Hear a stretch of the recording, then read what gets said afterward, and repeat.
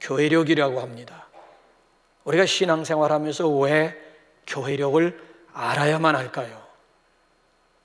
우리가 일반 달력에서 음력, 양력이 있잖아요. 음력을 알면 농사 짓는 데 많은 도움이 됩니다. 기독교인으로서 예수님의 생애를 중심으로 해서 만들어진 달력을 알게 되면은 보다 나은 신앙 훈련은 물론이고 효과적인 교회 생활을 할 수가 있습니다. 그래서 교회 달력이라고 하는 것은 복잡한 게 아니에요. 자, 우리 십자가 위에 휘장 색깔이 계속 반해잖아요. 지금 저기 무슨 색깔이죠? 보라색이죠. 그 다음에 무슨 색깔이 있던가요? 빨간 색깔도 있고 하얀 색깔도 있고 그 다음에 무슨 색깔이 있어요? 녹색도 있잖아요. 그거 다 교회력에 따른 예전이 되겠습니다. 그래서 교회력을 어렵게 생각하지 마시고 교회력을 만드는 두 기둥이 있어요. 그게 뭔가 하면 성탄이고 부활이에요. 자, 성탄절이 있고 부활절이 있어요. 성탄절 앞에는 무슨 절기가 있어요? 대강절기가 있어요.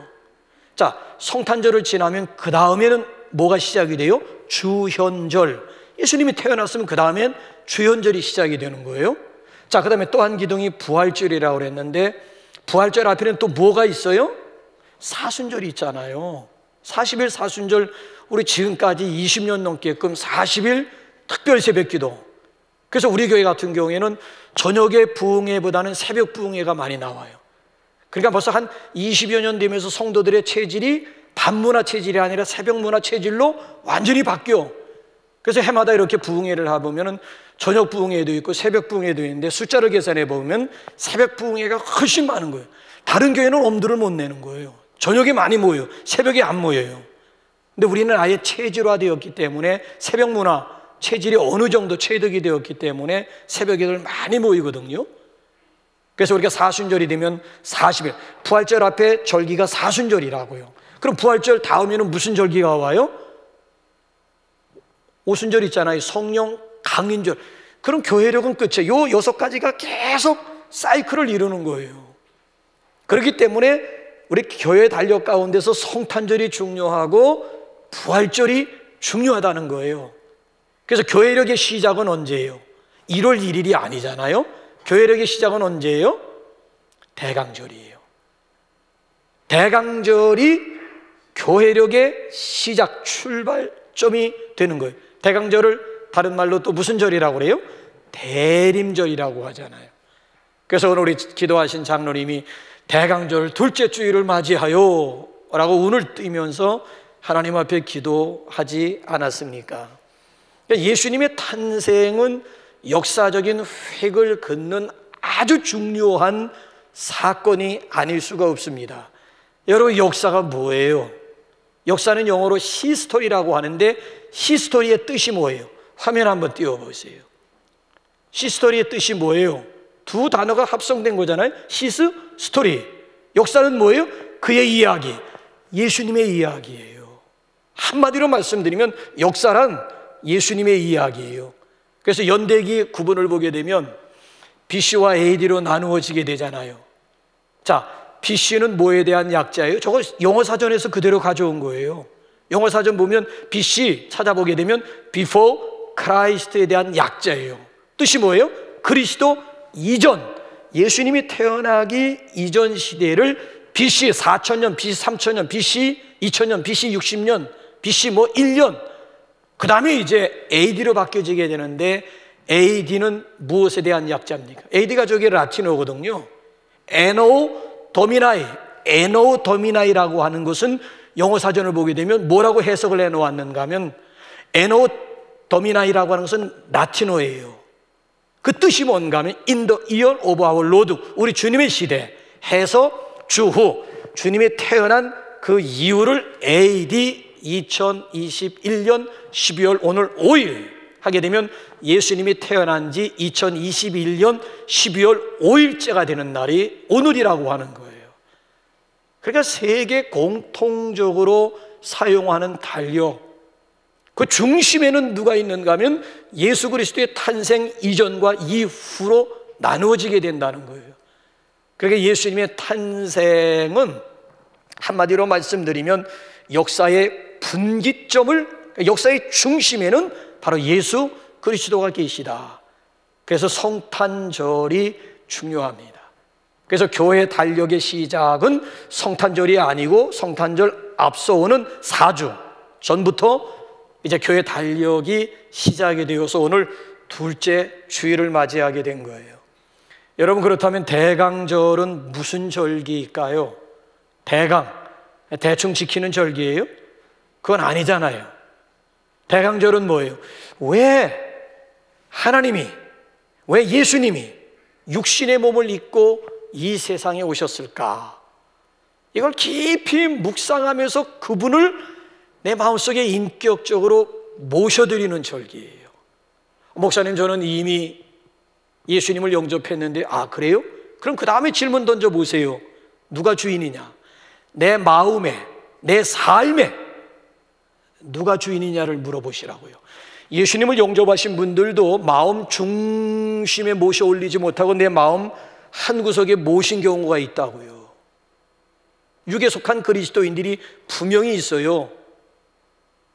마음의 왕자, 예수 믿으면서도, 예수 영접했다고 하면서도 여전히 자기 자아가 살아있어가지고 내가 내 마음대로 자행자지하는, 그렇다고 그가 구원받지 못했느냐? 구원받았어요. 이미 예수 영접했다니까. 예수 영접했음에도 불구하고 내 마음의 중심에는 내가, 십자가가 아닌 내가 내 마음 중심에 앉아가지고 자행자지하는 경우가 얼마나, 아직까지도 내가 주인이 된 거야. 예수님은 그냥 마음에 모시고 내 삶에 모시고 종으로 부리는 거야. 예수님 이거 해주세요, 저거 하세요, 이거 하세요. 내 소원을 이루기 위한 하나의 수단으로서의 예수 그리스도를 믿는 것이지, 내 삶의 주권을 예수님 앞에 온전히 이양해 드리지 못한 그리스도인들이 대부분일 거라고요. 그러니까 이런 대강절을 통해서 내 마음, 내 삶의 주인은 누군가, 누가 내 삶을 주관하고 누가 내 삶을 다스리고 있는가 진지하게 물으면서 내 삶의 주권을 주님 앞에 이양해 드리는 절기가 바로 대강절이고, 더 나아가서 다시 이 땅에 재림하실 예수 그리스도를 기다리며 준비하는 대망의 절기가 곧 대강절이 되겠습니다.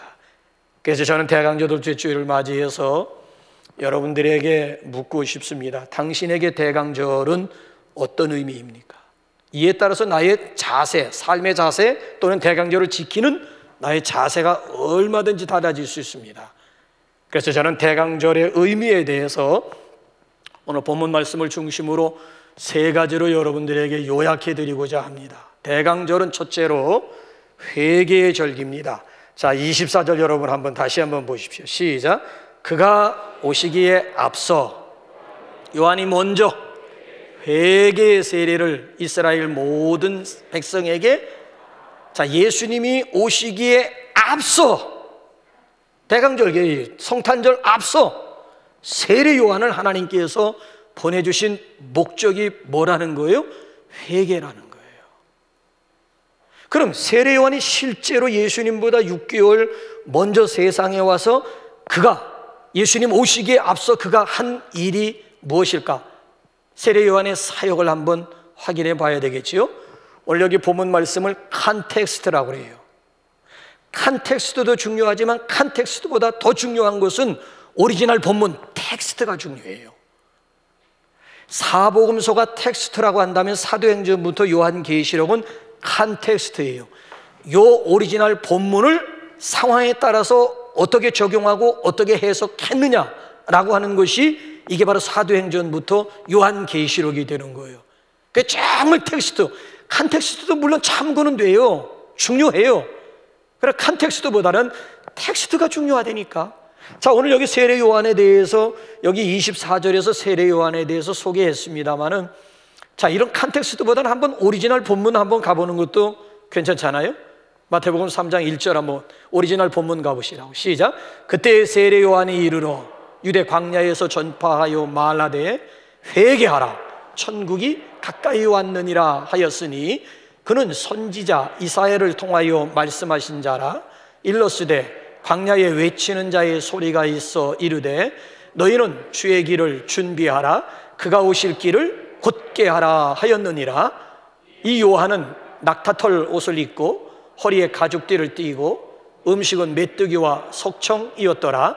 이때에 예루살렘과 온 유대와 요단강 사방에서 다 그에게 나와 자기들의 죄를 자복하고 요단강에서 그에게 세례를 받더라.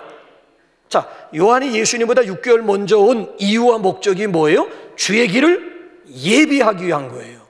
주의 길을 준비하기 위해서 하나님이 예수님보다 세례 요한을 먼저 보내주셨다는 거예요.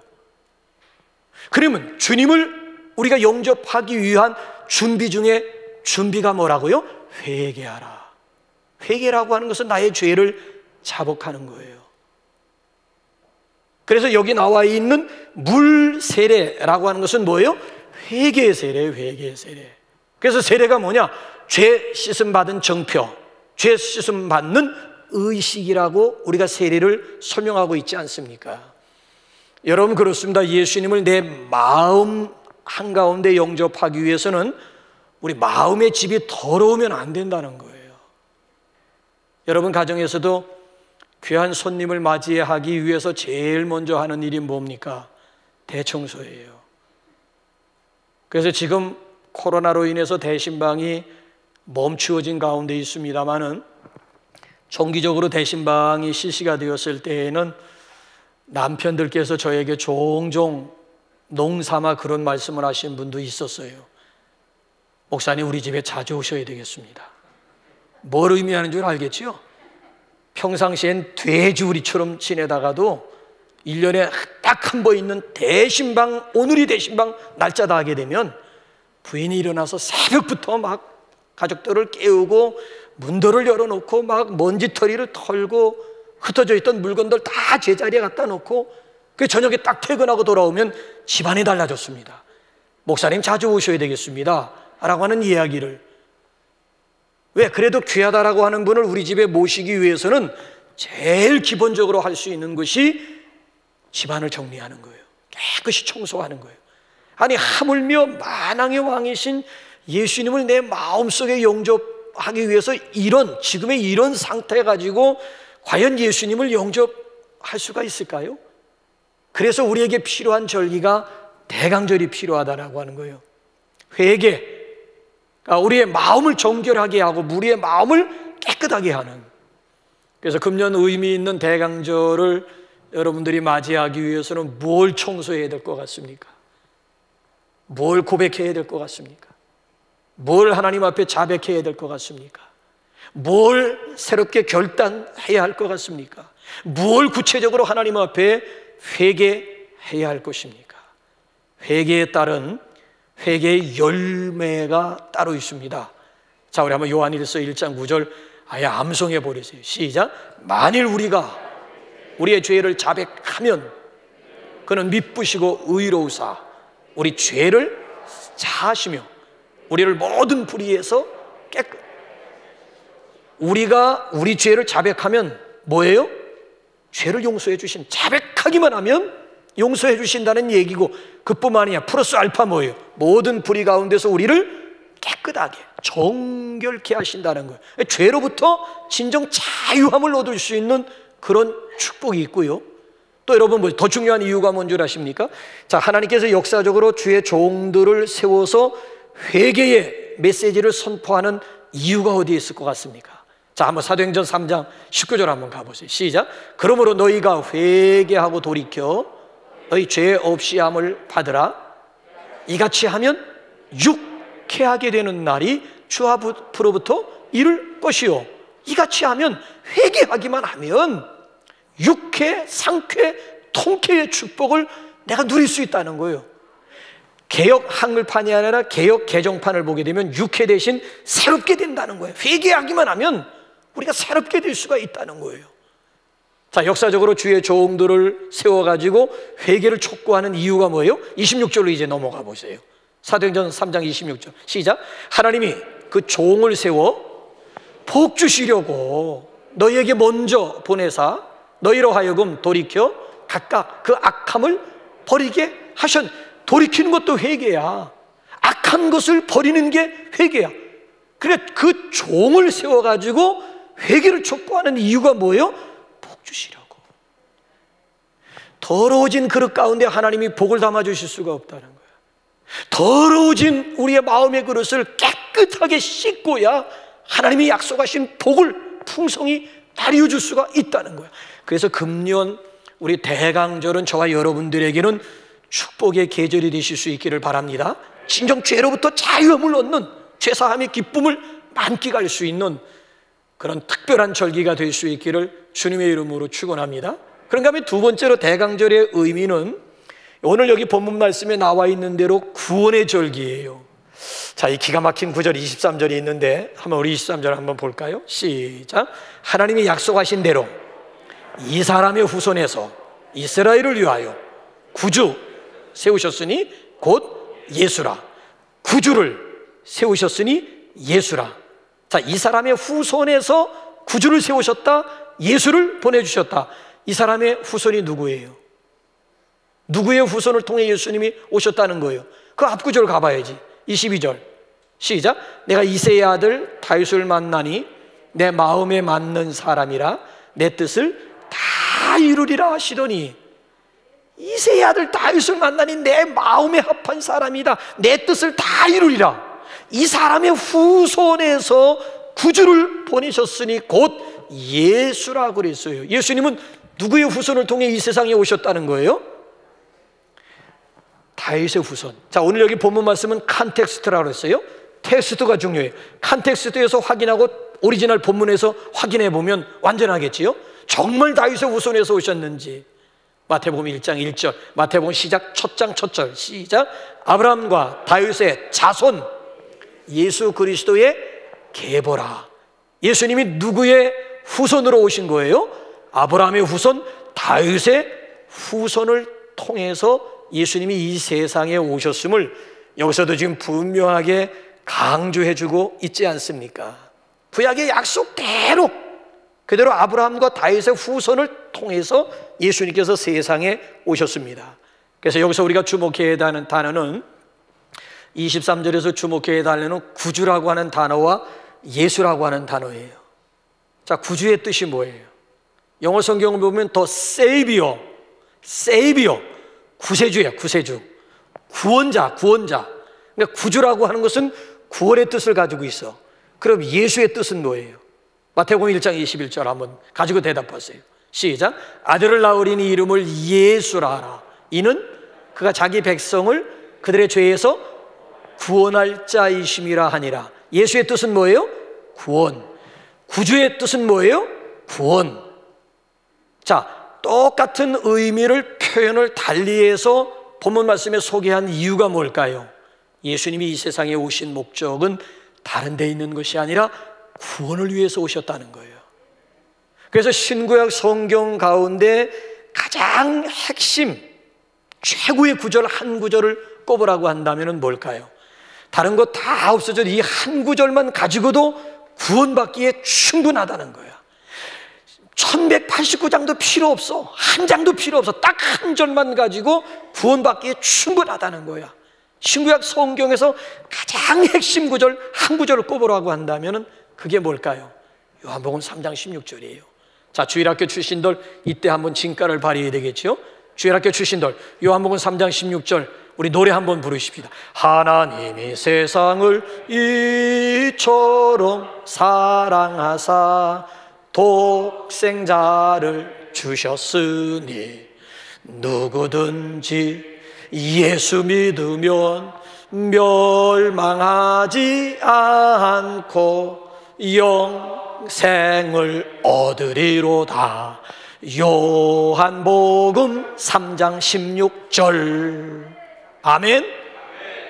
그러니까 예수님께서 이 세상에 오신 목적은 다른 데 있는 것이 아니라 구세주로 오셨고 예수로 오셨다. 구원주로 오셨고 구원할 자로 이 세상에 오셨음을 오늘 여기 본문 말씀이 우리에게 강조해 주고 있어요. 그래서 우리가 이 대강절을 통해서는 나의 구원을 점검하는 절기야. 오늘 밤에 내가 죽으면 과연 내가 천국에 들어갈 수 있을까? 어떻습니까? 여러분들 오늘 밤 죽으신다면 하늘나라에 들어갈 확신들 있으십니까? 아멘, 아멘. 예. 이 구원이라고 하는 것은요, 시제에 따라서 세 가지로 나누어질 수가 있어요. 시제에 따른 세 가지 구분이 있어요. 과거 구원, 현재 구원, 미래 구원이 있어요. 자, 과거 구원이라고 하는 게 뭐냐? 요한복음 5장 24절. 여러 구절들이 많은데 다 나열하게 되면은 나를 어두워져요. 그래서 대표적인 구절, 한 구절, 핵심 구절 한 구절씩만 소개해 드리는 거 양해해 주시기 바랍니다. 시작. 내가 진실로 진실로 너희에게 이르노니 내 말을 듣고 또 나 보내신 이를 믿는 자는 영생을 얻었고 심판에 이르지 아니하나니 사망에서 생명으로 옮겼느니라. 예수 믿으면 영생을 얻게 될 것이다.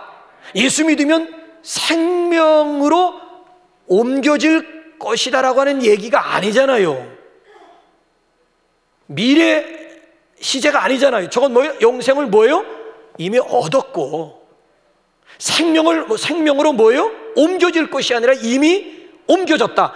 완료 시제야. 과거 완료 시제라고요. 예수 믿는 즉시 구원의 효력이 발생한다라고 하는 얘기예요. 예수 믿어서 앞으로 구원받게 될 것이다, 그런 막연한 얘기가 아니에요. 나는 한국 교회의 문화 가운데 마음에 들지 않는 것이 학습제도, 세례제도예요. 저는 엄격한 장로교에서 출생한 사람이에요. 6개월, 예수 믿은 지 6개월이 돼야 학습받습니다. 학습받은 지 6개월 지나야지 세례받을 자격을 주었습니다. 그러면서 내 마음속에는 무슨 생각이 드는가 하면, 예수 믿어서 금방 구원받는 것도 아니고 한 1년 정도는 짬밥 생활을 해야, 예배당 생활하고 예배당 출입을, 그래서 초신자들이 물어보죠. 당신 구원받았으면, 제가 예수 믿은 지 얼마나 됐다고요. 그러니까 마치 시간이 구원을 가져다 주는 것으로 많은 성도들이 그동안 오해를 한 거야. 내가 예수 믿은 지 얼마 안 됐다는 거야. 아니 어디 성경에 6개월, 1년이라고 하는 기간이 어디 있어요? 그럼 십자가상의 강도는 뭐야? 평생 강도질밖에 한 것이 없다. 결국 그 짓 하다가 결국 가장 참혹한 사형수가 되었는데, 아니 그가 어떻게 낙원에 들어가고 어떻게 예수님과 함께 낙원의 주인공이 될 수가 있단 말이에요. 그러니까 시간이 구원을 가져다 준다라고 하는 미신에서 깨어나야 되는 거예요. 그래서 여기 보면 과거 완료 시제를, 우리에게 구원의 시제에서 완료 시제가 있는 것은 예수 믿는 즉시 구원의 효력이 발생이, 과거 사건이 되는 거예요. 이미 구원받은 거예요. 과거 구원이 확실해야 되는 거예요. 앞으로 이제 내가 죽으면, 어느 순간 제가 저희 어머니, 오래전이지요, 권사가 되기 전에 어머니 오늘 돌아가시면 죽어봐야 알지 이러더라고요. 집사님이 죽어봐야 알지. 글쎄 그게 동양적인 미덕 가운데서 나온 대답인지 뭔지는 모르겠습니다만은 대부분 그런 생각이, 죽어봐야 된다는 거예요. 아니 이것처럼 불확실한 미래가 어디 있는 거야. 이미 구원받은 확신을 가지고 있어야 현재적인 구원 가운데서도 매일같이 구원의 즐거움을 누릴 수가, 과거 구원도 없는 사람이 무슨 현재적인 구원을.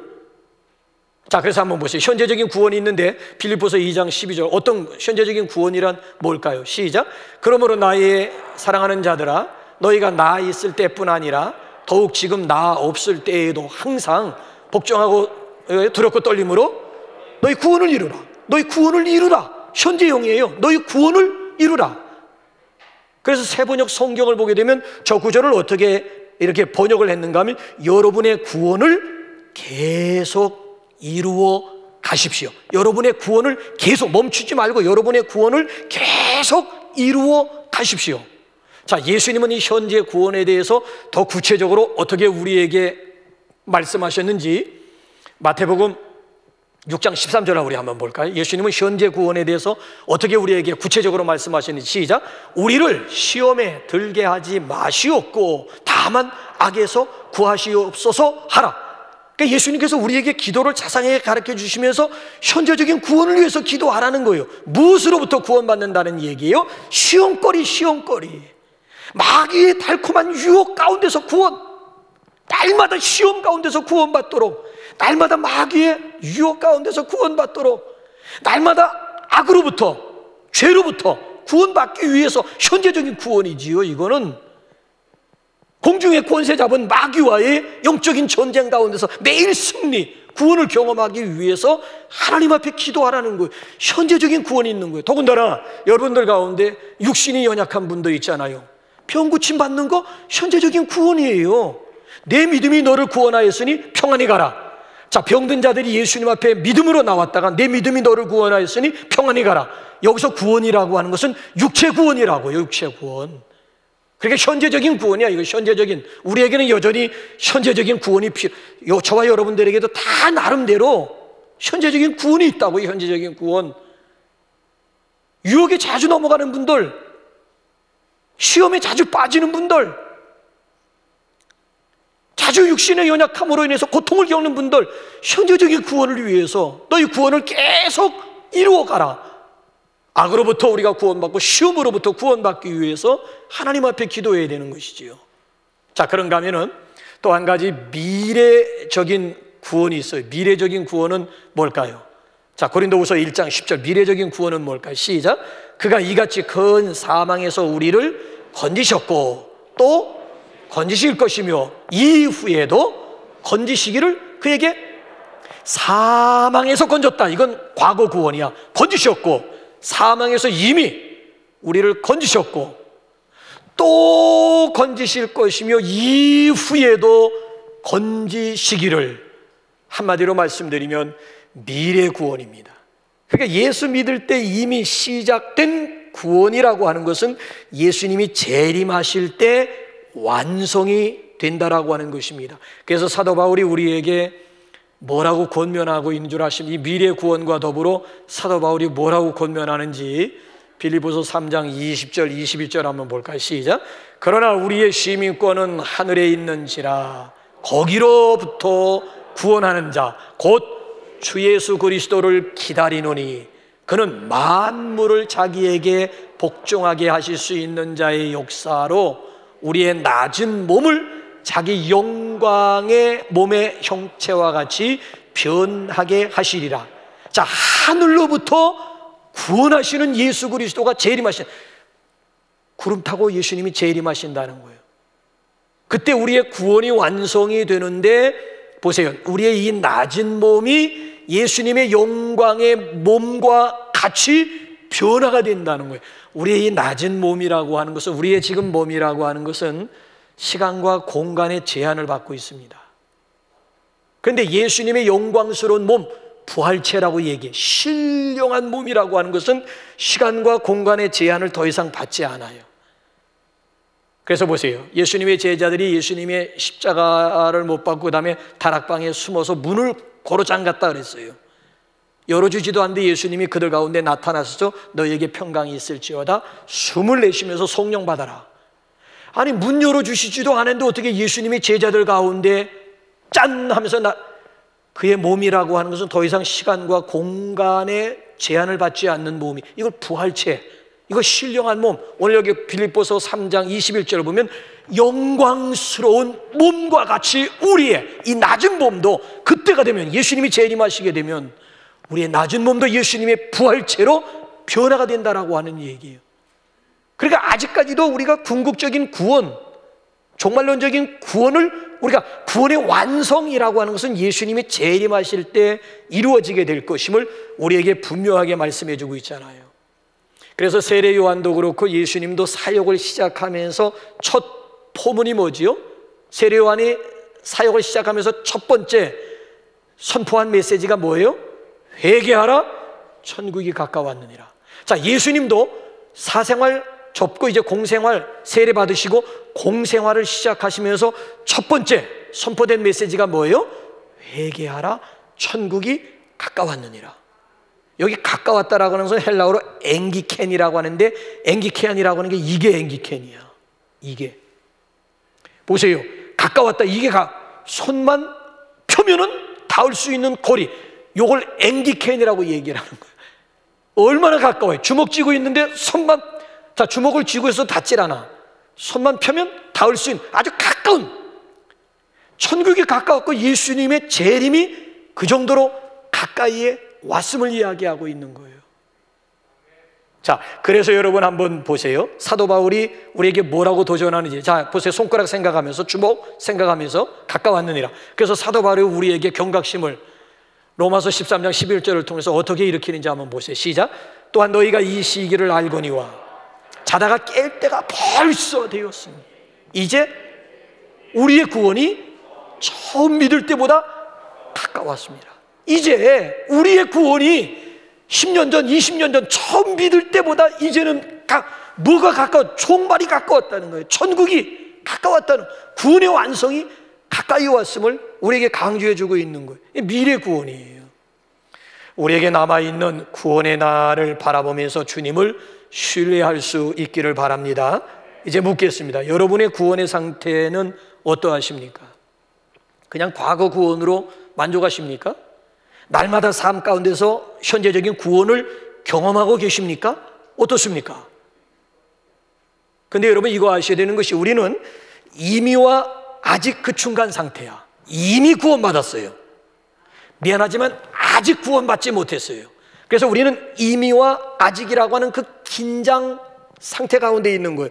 현재적인 구원을 우리가 이루어져 가는 거예요. 현재적인 구원을 이루어가고 있는 거예요.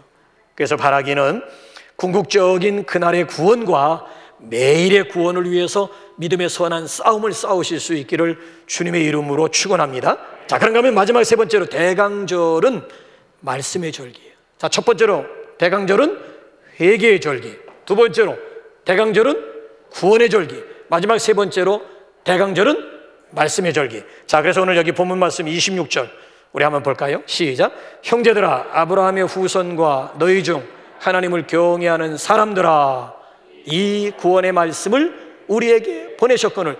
형제들아, 아브라함의 후손들아, 하나님을 경외하는 사람들아, 들으라. 이 구원의 말씀을 우리에게 보내셨거늘. 자, 여기서 구원의 말씀이 뭘까요? 그 다음 구절 가보게 되면 구원의 말씀을 달리 해석을 했어요. 시작. 예루살렘에 사는 자들과 그들 관리들이 예수와 및 안식일마다 외우는 바 선지자들의 말을 알지 못함으로 예수를 정죄하여 선지자들의 말을 26절과 27절을 연결하면 무슨 뜻이 되는 거예요? 하나님이 구원의 말씀을 보내셨거늘 예수를 알지 못함으로 예수를 정죄하여 죽였다는 거야. 하나님이 구원의 말씀을 우리에게 세상에 보내주셨는데 사람들이 예수를 알지 못함으로 예수 정죄해서 십자가에 못 박아 죽였다는 거예요. 그러니까 구원의 말씀이 곧 뭐예요? 예수님이라고 하는 거예요. 예수님이 말씀? 어디서 많이 들어봤는데? 그렇지. 요한복음 1장 1절 가보세요. 예수님이 정말 말씀인지 한번. 요한복음 1장 1절 그 다음에 14절 보세요. 시작. 태초에 말씀이 계시니라. 이 말씀이 하나님과 함께 계셨으니 이 말씀은 곧 하나님이시니라. 말씀이 육신이 되어 우리 가운데 거하심에 우리가 그의 영광을 보니 아버지의 독생자의 영광이요 은혜와 진리가 충만하더라. 예수님은 태초부터 말씀이셨다는 거야. 예수님은 태초부터 하나님이셨다는 거야. 예수님은 태초부터 말씀이고 예수님은 태초부터 하나님이셨다는 거야. 그 말씀이 육신을 입고 이 세상 우리 가운데 오셨다는 거예요. 이걸 도성인신 또는 인카네이션 또는 성육신 또는 예수님의 탄생이라고 하는 거예요. 그러니까 예수님은 말씀 그 자체이심을 우리에게 말씀해주고 있는 그런 내용이에요. 그래서 오늘도 우리가 어떻게 예수님을 만날 수가 있고 어떻게 예수님의 음성을 들을 수가 있습니까? 말씀. 성경을 통해서 오늘도 우리가 예수님 만날 수가 있고요, 말씀을 통해서 오늘도 예수님의 음성을 들을 수가 있는 거예요. 지난번에 우리 권사님이 저를 붙잡고 낙심천만해가지고 주의 종들마다 여기 있을 때마다 하나님의 음성을 들었다. 아무개 집사도 하나님의 음성을 들었다. 아무개 권사도 하나님의 음성을 들었다고 했는데 왜 나에게는 하나님의 음성이 들려지지 않습니까? 나는 모태 출신입니다. 어렸을 때부터 저는 믿음 생활했고 나도 주님의 음성을 듣기 위해서 그렇게 몸부림치면서 주의 음성 들려달라고 그렇게 외치고 그렇게 부르고 지적거만 나에게는 왜 주의 음성을 들려주지 않아. 다른 사람들은 다 주의 음성 들었다고 하는데 왜 나에게는 음성이 들려지지 않을까요? 하나님이 나를 사랑하지 않는 것일까요? 여기까지 온 거예요, 권사님이. 그래서 권사님 꿈 깨세요. 나도 못 들었어요. 훈기야야야야야 이 소리 나도 못 들었어요. 나도 한때는 그런 좀 영음이 좀 듣고 싶어가지고 훈기야야야야 하면서 주의 음성을 나도 듣기 위해서 나도 욕심을 저도 못 들었어요. 근데 나는 매일 하나님의 음성을 듣는 새로운 방법을 알게 되었습니다. 목사님 그게 뭔데요? 여기 있잖아요. 아니 성경에서 우리를 만나주시고 하나님의 말씀을 통해서 하나님의 주님의 음성을 듣는, 아니 설교 시간을 통해서도 그게 나에게 주시는 레마로 다가오면서 주님의 음성으로 내게 다가오는데, 그러니까 여러분 영음이니 무슨 뭐 환상이니 무슨 꿈이니 그런 신비주의에 빠지려고 하지 마시고 그것보다 더 확실하고 더 정확한 하나님의 말씀을 통해서 예수 만나시고 하나님의 말씀을 통해 가지고 주님의 음성을 생생하게 들을 수 있기를 주님의 이름으로 축원합니다. 모든 성경은 교훈과 책망과 바르게 함과 의로 교육하기에 유익하니, 모든 성경은 교훈, 책망. 그래서 때로는 여러분 메시지를 들으면서 여러분들이 책망에 그 시간 주님이 말씀을 통해서 여러분들이 죄를 짓는 가운데 설교를 듣게 되면 이 설교가 여러분들을 책망하는 메시지로 들릴 수가 있고, 어떤 분들에게는 무한한 위로, 은혜가 되고 정말 위로가 되는 말씀으로, 똑같은 설교인데도 상황에 따라서 어떤 사람에게는 책망으로 들려질 수도 있고 어떤 사람에게는 위로의 말씀으로 성령께서 하시는 일이에요. 그래서 여러분 보세요. 예수님께서 뭐라고 말씀하시는가 하면은 요한복음 5장 39절 한번 볼까요? 시작. 너희가 성경에서 영생을 얻는 줄 생각하고 성경을 상고하거니와 이 성경이 곧 내게 대하여 증언하는 것이니라. 어디서 성경을 얻어요? 여기서 영생을 얻어요? 성경에서. 성경은 구원의 길을 우리에게 보여주는 거야. 성경을 연구한다라고 먼저 개역 한글판에 보면 성경을 상고하거니와, 상고로 내버려야 돼요. 여러분들이 연구하게 되면 목사들이나 하는 거지. 벌써 여러분 딱 저 성경을 뭘 평신도가 성경을 연구를 해. 연구를 하긴. 연구는 목회자들이 깊이 연구해가지고 우리에게. 그러니까 저거는 그냥 상고는 뭐예요? 서로 생각할 것자 해서 보게 되면 서로 생각하는 거예요. 성경을 깊이 묵상하는 가운데 그 속에서 예수 만날 수가 있고, 성경 상고하는 가운데 주님의 음성을 이것처럼 분명하게 들을 수 있는 길이 어디에 있는데, 성경은 예수님을 증거하는 거예요. 그러니까 신구약 성경 어느 곳에서든지 예수님 만날 수가 있는 거예요. 신약에서만 예수님 만난 거예요. 구약에는 돌 속에 예수님이 계시고 나무 속에 예수님이 계시고 시뻘건 철 속에도 예수님이 계시고 구리뱀 장대 속에도 예수님이 들어가 계시고, 그러니까 구약 시대에 보게 되면 예수님이 없는 것이 없어요. 어린 양 속에도 예수님이 들어가, 구약 제사 가운데 양을 잡을 때마다 그 속에 예수님이 들어가 계시고, 그러니까 성경, 신구약 성경 속에는 예수님이. 그래서 칼바르트라고 하는 정통주의 신학자가 이런 얘기를 해요. 예수님은 오늘도 우리를 만나주시기 위해서 성경에서 우리를 기다리고 계신다. 여러분에게 제가 한 가지 한번 물어볼까요? 대강절기가 예수님 탄생 앞에 4주간이에요. 그 4주간 중에 무슨 절기가 또 하나 들어있어요? 다음 주일날 지키게 된 성서주일이 들어있잖아요. 아니 대강절기 속에 왜 또 성서주일이라고 하는 절기가 들어있을까? 우연일까요? 저는 그렇게 생각하지 않아요. 자, 대강절기 속에 성경주일, 성서주일이 들어있다. 예수님은 말씀이라고 그랬어요. 말씀으로 이 세상에 오신 예수님.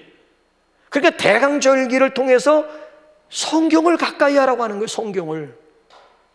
정말 너희가 나를 만나고 싶느냐? 성경 좀 읽으라는 거야. 성경 묵상하라는 거야. 성경 암송하라는 거야. 성경을 상고 또는 성경을 연구하라고 하는 거예요. 자, 이번에 이제 다음 주일에 성서주일을 앞에 놓고 M&A 글로벌 문화재단에서 설문조사를 했어요. 성서주의를 앞에 놓고, 지난번에 우리가 감사주의를 앞에 놓고 전국에 있는 1000명의 크리스찬들을 대상으로 설문조사했잖아요.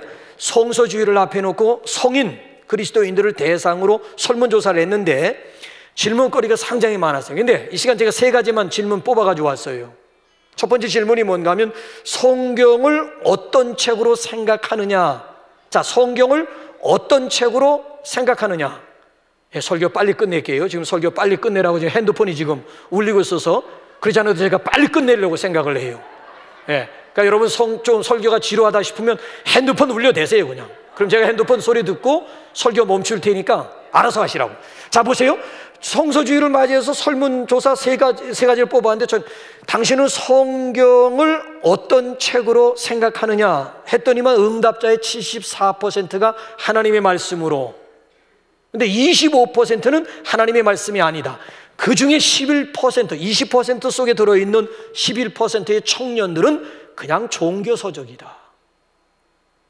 이거는 하나님의 말씀이 아니고 20%가 하나님의 말씀이 아니다. 20% 안에 11%의 청년들은 그냥 종교서적이다. 또 나머지 분들은 이스라엘의 역사책이지 뭐 이건. 아무리 읽어봐도 이건 이스라엘의 역사책이지 이게 어떻게 하나님의 말씀이 돼서 25% 가운데 그렇게 생각하는 분들이 있어요. 다행히 74%는 하나님의 말씀이다. 자, 그럼 두 번째 물었던 질문이 성경을 통해서 삶의 문제를 해결한 경험이 있느냐, 성경을 통해서 삶의 문제를 해결한 적이 있느냐라고 하는 질문에 72%가 yes, 그렇습니다. 자, 또 한 가지 질문을 물었어요. 그러면 성경을 일주일에 얼마나 읽습니까? 응답자의 72%가 전혀 읽지 않는다.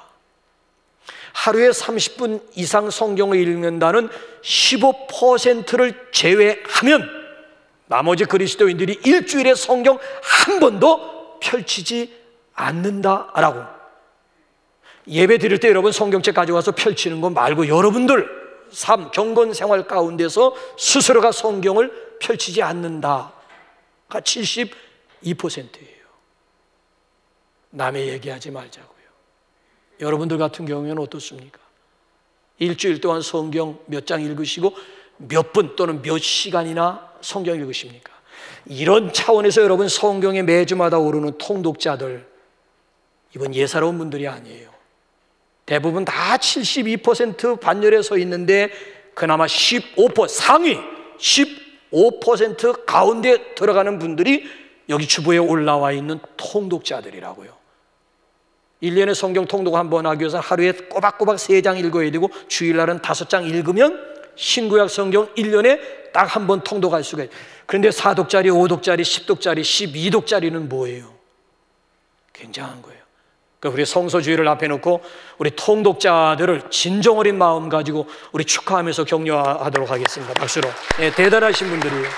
네, 축하드립니다. 15%, 72%의 반열이 아니고 15%의 반열에 섰다라고 하는 것 자체만으로도 박수마다 마땅할 분들이라고 격려해드리고 싶어요. 여러분, 종말의 시대에 누가 가장 복 있는 사람인 줄 아십니까? 자, 우리 한번 신구약적으로 한 구절만 읽고 우리 찬양하도록 하겠습니다. 계시록 1장 11절, 종말의 시대에 누가 가장 복 있는 사람인지. 시작. 이 예언의 말씀을 읽는 자, 듣는 자, 그 가운데 기록한 것을 지키는 자는 복이 있나니. 주먹, 때가 가깝다 하면 주먹 생각, 피기만 하면 그 정도로 가까운. 자, 종말의 때예요. 종말의 때 누가 가장 복이 있는 사람이에요? 말씀 읽는 자, 말씀 듣는 자, 말씀을 적용하는 사람이 가장 복이 있다. 그럼 구약에서도 가장 복 있는 사람은 누구라고 꼽았을까요? 자, 시편 1편 시작. 복 있는 사람은 악인들의 꾀를 따르지 아니하며 죄인들의 길에 서지 아니하며 오만한 자들의 자리에 앉지 아니하고 오직 여호와의 율법을 즐거워하여 그의 율법을 주야로 묵상하는 자로다. 그는 시냇가에 심은 나무가 철을 따라 열매를 맺으며 그 잎사귀가 마르지 아니함 같으니 그가 하는 모든 일이 다 형통하리로다. 자, 1절 2절 연결시켜 보세요. 복 있는 사람은 오직이 뭐예요? only 다른 데 있지 않다. 복 있는 사람 다른 데 있지 않다는 거야. 복 있는 사람이 여러 가지가 있다는 얘기가 아니에요. 오직 말씀을 즐거워하고 말씀을 묵상하는 사람이 복 있는 사람. 그 복의 내용은 뭐예요? 그가 하는 모든 일이 다 형통하리로다. 그가 하는 모든 일이 다 형통. 그러니까 이 대강절기는 형통의 절기도 하는 거예요. 나에게는 형통의 기회, 형통할 수 있는 그런 절기도 될 수가 있는 거예요. 그동안 우리 멀리 두었던 우리 성경 대강절기를 말씀으로 이 세상에 오신 우리 예수님을 환영하면서 말씀을 다시 손에 쥐면서 저와 여러분 모두가 금년 대강절은 우리 형통의 축복을 받는 그런 대강절이 되시기를 주님의 이름으로 축원합니다. 우리 시간